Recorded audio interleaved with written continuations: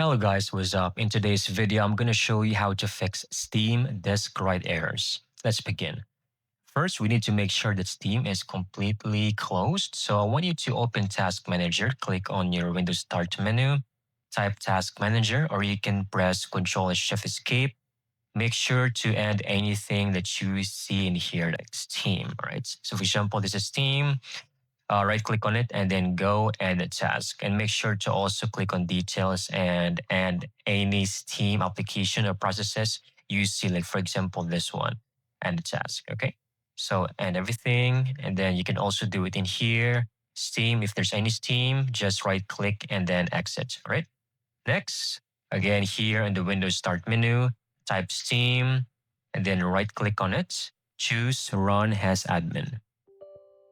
Once you have opened or you have your Steam client on your screen, go to Library and choose that game you're having troubles with. For example, you have it here, Left 4 Dead.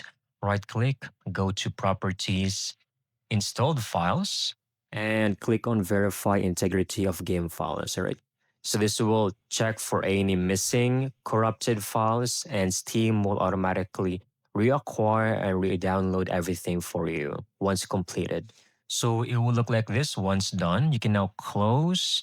And from this point, following all of these steps, everything should now be working normally for your Steam and for your games. If not, the last resort would be to completely uninstall Steam and re-download it in your PC. That's it. That's how you can easily get this done. Thank you so much for watching. I hope you found this video very helpful.